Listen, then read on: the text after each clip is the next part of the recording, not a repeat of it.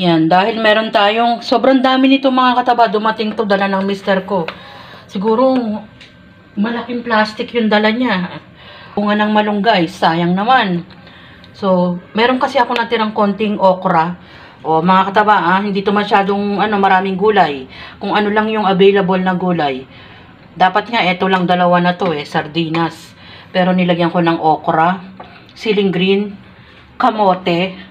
Meron pa tayong natitirang konting pansahog, kaya ihahalo naman natin tong sardinas. Bawang, sibuyas, kamatis. Yan.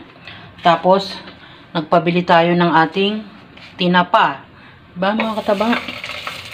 Ganyan ng ating pagluluto. Yan. Kumulot ang ating tinayan. Ayos na. Kasi, na-deform na yung tinapa. Tapos, eto bigay din. Yan gagawin naman nating banana Q. Diba mga kataba, hindi pwedeng masayang kay mama taba. Siguro naisip nila na galing to sa kapitbahay magagawa ng paraan ni mama taba. Alam nyo kasi mga kataba, nasanay ako doon sa tatay ko na malaking bagay yung natulong ipinamulat sa amin na hanggat maaari pilitin natin walang nasasayang na pagkain. Balikan natin. Ilagay ko na yung ating pork. Yan. Brown ko lang ng kaunti. Sinunod ko naman ang ating bawang sibuyas.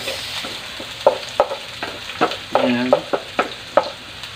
Para hindi masunog agad, lagay na natin ang kamatis.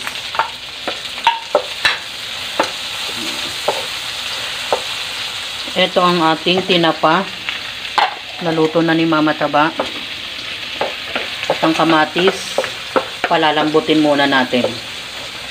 Yan, pabayaan muna natin lumambot ang kamatis para i-press natin ng kaunti at lumasa. Na-i-press ko na yung ating kamatis. Ilagay na natin ang kamote.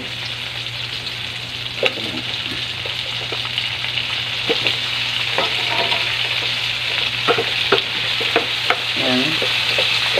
At inuuna natin yung matagal lumambot. Kamote at bunga ng malunggay. Yan. Timplahan na natin ng konting pampalasa na paminta. Hindi tayo maglalagay ng bagoong kasi may sardinas. Asin.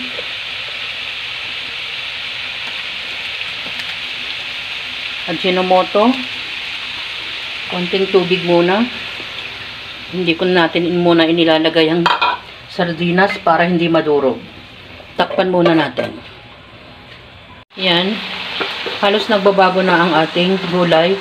Ang ganda niyang tignan. Fresh na fresh, Green na green. Green, green, grass of home.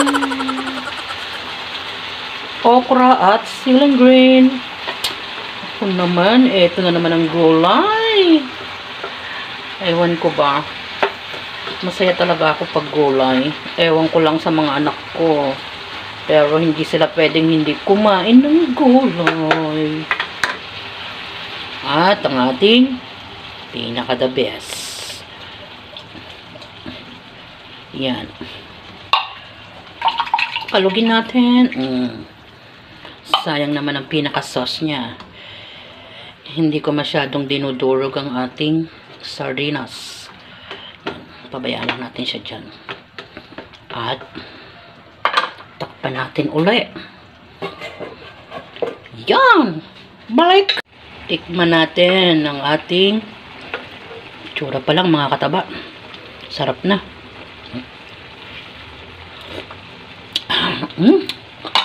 Sarap talaga. Ito na yan. At isasahang ko naman ang ating banana Q. Ayan. Balikan nyo ako mamaya konti.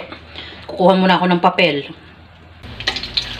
Pinride ko muna ng konti bago tayo mag-coat ng sugar.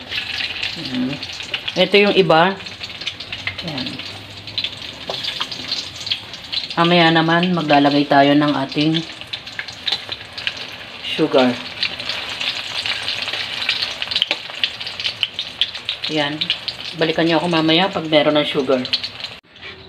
Pag ganyan, nag-caramelize na yung sugar natin, pwede na nating i-coat yung ating saging. Yan.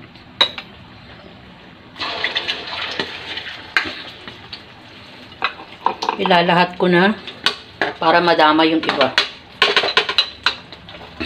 Mainit pa kasi. Yan. Yan. Coat lang ng ating saging sa sugar. Yan. Papatayin ko na para hindi masyadong masunog at mabigla. Kasi kukot lang naman natin ang ating sugar. Kasi magdidikit-dikit yan eh. Kaya hahanguin natin isa-isa. Ito yan. Meron tayong gulay. Ang ating bunga ng malunggay. Bigay lang yan mga kataba. Nagdagdag lang tayo ng kamote at okra na may sardinas. Yan ang ating gulay. Ginisa natin ang ating bunga ng malunggay. Pinartneran naman natin ng masarap na tinapa.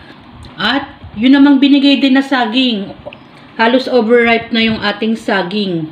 Ginawa naman nating banana cube. Nag-caramelize lang tayo ng sugar. Mapapansin nyo mga kataba, malambot na yung saging.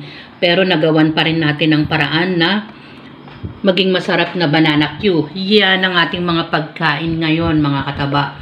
Walang nasasayang na pagkain. Lalo na at ibinibigay lang sa atin. Enjoy, kumain at maging masaya. Salamat sa panunood. At bye! Ingat mga kataba!